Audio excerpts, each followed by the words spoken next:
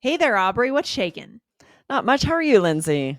Yeah, doing well. Aubrey, do you know anyone who's a really good storyteller? Like they start to tell a story and everyone just kind of huddles up next to them and Yes. listen. Yes, Yeah. I have a neighbor friend. He actually did stand-up comedy and improv. He did Oh, improv shows when he was younger.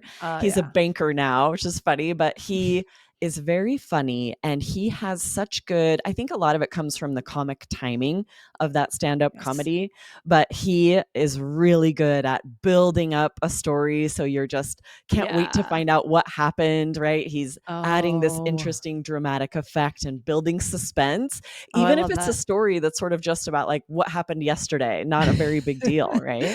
It's incredible and it's very empowering to know these are skills we can use. It's not like he was born with that talent. Maybe there's a little talent there. Maybe he's high EQ potentially, right? Right.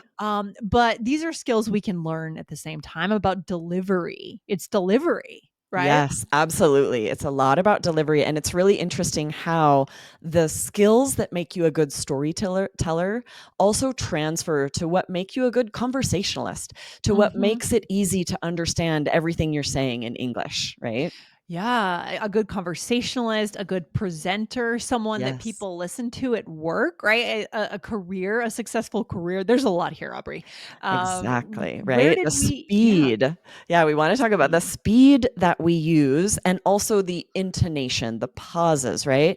This really Mhm. affects not only a story that we're telling, but the message, the import that's given to our message. So, this is part two of a Yes. series, right? If you missed part one, scroll up, you can check it out. Mhm. And today is part two. Yes, and this series is inspired by our amazing student Sina, who I got to meet in Open Conversation Club, and he explained to me his challenge that he tends to speak fast in a way to cover up mistakes out of a fear that maybe what he's saying is wrong. And so we're digging into this and we're explaining what can we do, not only why we should slow down, but how to strategically slow down and where and when. Right? It's not Exactly, right? simply slowing down. Yeah. Hmm. Yes, we have all been there. We often, especially in a second language, but even in our first language, if we get nervous, we Yes. speed up thinking that it will cover up any mistakes or hide our nervousness, maybe. And in a second Mhm. language, if we're worried about grammar, vocabulary, pronunciation errors, we feel like if we speak really quickly and fluidly, that they won't be as noticeable. And in part, that is true. But unfortunately, it also can make what we're saying harder to understand if we're not clear with our phonemes, those individual letter sounds, and if we're not pausing to give different words the variety of tone they need, the emphasis they need. Exactly. And what ends up happening is we make ourselves small. We make ourselves small, Right. Aubrey, right? We say to ourselves, I'm maybe not worth taking up this space here that I would take up if I paused, if I changed my intonation. So I'm going to speak quickly. I'm going to be smaller and they won't notice my mistakes. We play it safe, but we never win Right. in life when we play it safe. Right. And we devalue our message, whether we're presenting or Totally. just having a conversation with a friend.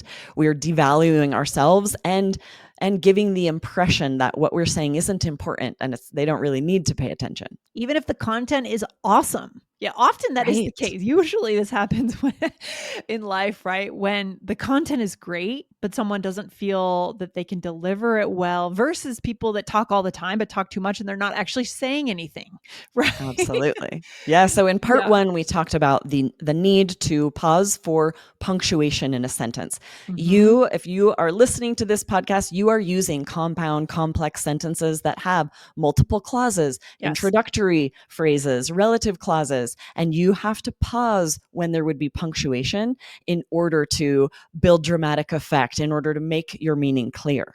Yeah, don't lose the complexity of what you're saying. Don't let that get lost in that Right. monotone, right? A lot of our listeners, you guys tell us you want to show your true personality, the complexity of your thinking in English. But if we're saying in a monotone, not pausing, we're not conveying the complexity of our thoughts, right? Exactly. Right. So we're diving into our second tip here today. Whether there's punctuation or not, you have to give space for emphasis and to vary your intonation. So we talked Mhm. about this Often, students, listeners, all of us will slip into a monotone if we're thinking about other things. We're trying to think of the correct grammar, the vocabulary, and Yeah. often what goes on the back burner is interesting intonation. Delivery, exactly. So, Right. what are some scenarios where we would do this, Aubrey? Give space for emphasis and variety of intonation. Tell us more what that means. Yeah. So, for example, if you're correcting a misunderstanding, let's say someone, misunderstood something you said, or maybe you're defending yourself. Okay. Let's use this without interesting intonation. If I said, I told you I did try, but no one was listening, kind of Yeah, a monotone, little muted, a little monotone, a little muted. boring, You a might not little even understand that I'm actually trying to correct a misunderstanding. How should this sound, Lindsay? yeah. I told you I did try, but no one was listening. Right? So you Yeah. have notice how there are pauses there. There have to be pauses in order to give these words space, in order to emphasize them. So let's talk about what exactly you did. First of all, you stressed the word did to Mhm. correct a misunderstanding, to defend yourself. In the intonation, the context is shown. Right, and the presumption here is that what I said to you before that was, "Seems like you didn't try." Right? Right, exactly. If this were part of a A role conversation, play. someone has Mhm. told you that you didn't try. I Mhm. did try. Right, but no one was listening. Okay, so that's the first thing we did. I told you I did well, we did a few things. We have this slash here, this hyphen where we pause there too, right? I told you I did try, right? Yes, right. And then we also repeat no one, and we're going to emphasize it stronger the second time. Whenever we have repetition of a phrase, it is the first Mhm. way I said that is very strange to just say it with a monotone. You're saying it again in order to emphasize. So you want to hit it harder. So you say no one with that little bit of a pause, and you punch it harder to add sort of emotional weight and frustration. You are showing emotion through your expressiveness. This is a nice little trick our listeners can have, just a self contained trick in their back pocket that they can use. Even if this is the only thing you take away from this episode, guys, this is great. Choose what you want to repeat occasionally in a passionate sentence and really punch that hard the second time you say it. It can have a big effect for sure. Absolutely. Absolutely. And if you're speaking too quickly and running this all together, you won't be able to emphasize those words. They need space. Mhm. They need those Mhm. tiny pauses in order to be able to punch those words harder. Yes. What would be the second example, Aubrey, of giving space for All right. emphasis? Let me first show it, as a monotone. I'll run Okay. together. If you Okay. said, she looked me in the eye and said, this was never going to work. Yeah. Just not engaging to me. Right. Exactly. There's very little emotion, expressiveness. My listeners might just be kind of shutting off their brain thinking about what happened earlier. Yeah, it happens very quickly, even as adults. Mhm. I think what do they say is like the attention span of a goldfish, or so like we have like a Right. 3 second attention span and we're gone. I lost you already once you were in the third word in the phrase. And So here's unfortunately, attention spans are getting even shorter, right? With screen time and movies and, oh filmmakers editing or having to do quicker edits because they lose the audience's attention yes. too fast. The same happens with us in conversations. Yes. So how could it sound with emphasis and variety Yeah. of information? So you Yeah. could say, she looked me in the eye and said, this was never going to work. Yes. And we really emphasize never. Why did we choose never? Yeah, so punching never adds that emotion, adds that emphasis, right? You Mhm. really, if you're saying something was never going to happen, pretty much anytime you have never in a sentence, you should punch it harder because it's such an absolute. You're saying something will Mhm. never happen. You can't say, this will never happen. And you also paused. There was a comma after said and before the quote. We saw that. So you paused before that quote to build tension, right? To break it up. Right, if you're saying she looked me in the eye and said, and then there's this pause, like, what did she say? Right? So Yeah. you're building tension, intentionally pausing before what you share that was said. But this goes back to part one as well. You know there should be a pause there because there would be punctuation, there would be quotation marks, there would be a comma here. So you're also Yes. pausing for punctuation. I love it. So strategic, Aubrey, isn't it? Yes, absolutely. Okay, we are back with the third tip in the series, the second tip for today. Aubrey, what is it? Yeah. So often when you slow down, it's intentionally to be able to use clear enunciation. Mhm. Because if you aren't enunciating clearly, It can lead to misunderstandings, confusion. So Sina mentioned that speaking quickly can mask minor grammar and pronunciation mistakes, which can be Mhm. true, but it can also cause the entire message to be lost if the individual words and sounds aren't clear. All right. So this is the time when you do need to slow down, right? Before we said that, a lot of this doesn't necessarily involve slowing down, but in this case, that is the recommendation for this third tip, right? Exactly, right? Without proper intonation, pacing, word stress, the Mhm. listener might not know which meaning is intended. There's a lot of Mhm. ambiguity in English, and through our intonation, we often can make it clear. So let's give a couple examples. I'm going to say a sentence fast Okay. first, Okay. and when it's said fast, you might not understand exactly what I'm saying. Okay, let's Okay. hear it. Okay. Ready? Yes. I told my friend John would be late because he missed the bus. Oh, yeah. I misunderstood a couple things right in the middle there. Yes, Mhm. right? So this is tricky. If you say it fast, it could sound like, I told my friend John we'd be late because I Mhm. missed the bus. A lot of Mhm. pronouns can sound the same when you're speaking quickly and running things together. What I intended to Yes. say was, I told my friend John, or I told my friend John would be late because Ah, he okay. missed the bus. I honestly didn't know what you were saying until just now. I I was told my confused. friend John would be late because Oh, he okay. missed the bus. But if you say it Yes. quickly, sounds like I told my friend John we'd be late. Oh Okay, well, goodness. that's a perfect example of what happens, right? We lose it, we lose the point, and therefore we lose the connection, right? Love Yeah, it. so often because Mhm. there is, there are so many sounds in English and so many tricky things about word stress that a lot of things that you say, a lot of things that anyone says could be misunderstood if we're Mhm. speaking very quickly in order to avoid these grammar and pronunciation errors being clear. But the bigger risk is causing a misunderstanding, confusion. It's not the end of the world to have to say, wait, who was late? Who missed Y the bus? But right. not necessary in the first place if you're able to use correct intonation, slow down so that you can enunciate clearly.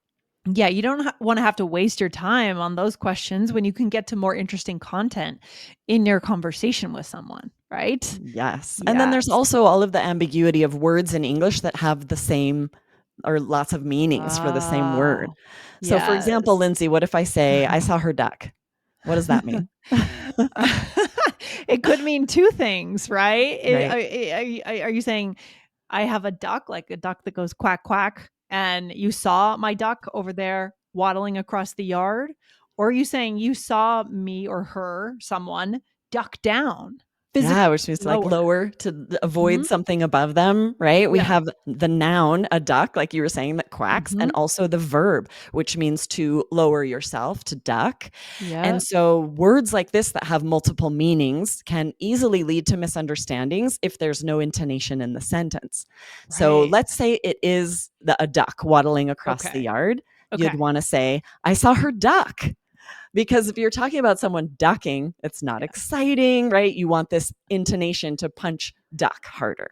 Ah, interesting, right? And adding a little information. I saw her duck. It was waddling across the yard, right? Right, especially when we know, oh, this word exists as a noun and a verb, we're probably going to add more context. I saw her Mhm. duck. It was waddling across the yard. Because Yeah, then yeah, other you're the not person, just wait, yeah. she duck. Why was she ducking? Yeah, you're never gonna yeah, exactly. Or in the context of physically ducking, right? I Hmm. saw her duck right before the ball hit her. Okay.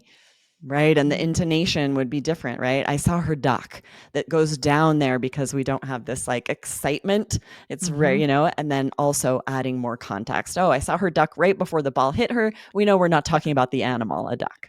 Yeah, it seems like we're placing the most emphasis there on the verb hit, right? Before because that's kind of the surprising thing that happened, right? Right. It's really if someone's ducking, we care more about why they had to duck.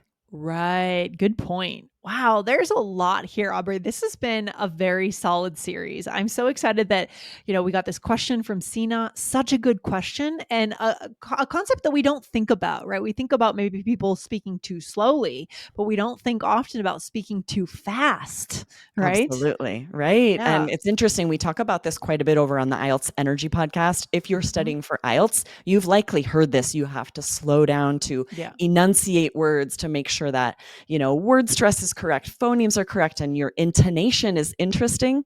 But often in just daily life, we don't realize that it's vital then as well to make conversations and stories interesting. Yes. What's another episode our listeners could check out if they're excited about this series and they want to keep going with All Ears English? Yes, I loved the episode you and Michelle did, 2439, English Mhm. for touchy, testy situations. And an episode like this really lends toward interesting intonation, right? If you're Yes. talking about touchy, testy situations, you're definitely going to be using very interesting intonation there. Fantastic. So as we wrap up this episode and this series, Aubrey, where should we leave our listeners? What is the most important thing to keep in mind here? Yeah, I think this can be sort of a misunderstanding Yeah. that speaking quickly will improve your English, will make it so that no one notices your errors and your Yeah. message is clearer. That's actually the opposite of what actually happens sometimes. It makes it so that your message is misunderstood or even lost at times. Exactly. As you're talking, always keep in mind connection is the goal, right? And people want to connect with other people. And if you make yourself small, which is what happens when we speak fast to mask our errors, that's not opening us up to connection, Aubrey, right? Absolutely, right? Such a good Mhm. point. You want there to be value on what you say, whether it's a presentation at work that has high stakes or a story you're telling. You want the people that you are talking to know why they should be listening. And a lot of this is done through your intonation, through the Yeah. pauses that you're making intentionally and slowing down so that you have the space to give words that Yeah. weight. E exactly, Aubrey, and I think the final tip that just came to mind is this is about taking up space, right? This is about being willing to take time, take space, and maybe one thing that could help is using gestures more, because Mm. when I gesture, I feel like I sometimes space out my words with my gestures. I'm doing it right now on our YouTube channel, right? I do that too. I So talk with my hands a lot, and it sort of yeah. adds that extra punch. Exactly. And also, I'm not sure if this research has been disproven or what, but I kind of think it makes sense. Do you remember there was some research in the aughts that was out about when we physically put our arms in the air, it increases our confidence and it kind of, we It makes expand our sense. space, right? I think it works. It works for me. When I stand up, I expand my space. So what if you're having trouble implementing these tips, what if you actually try to take up more space and at the same time slow down? That's just something to think about as a strategy, as a I tactic. love that, right? Take Yeah, up more space and also the time it takes in order to make sure your message is clear. Often you won't actually be saving time if someone has to ask you to repeat or true. clarify, right? So if you think about that on the front end, say it Mm. clearly the first time, enunciate clearly, give words the space and time they need. Yes. So I'm excited to see this shift in our listeners and our students in our student only open conversation club. Super excited to Absolutely. see some results here. Good stuff. All right, Aubrey, you have a good rest of your day. I'll see you soon. You too. Awesome. Thanks, Lindsay. Take Bye. care. Bye.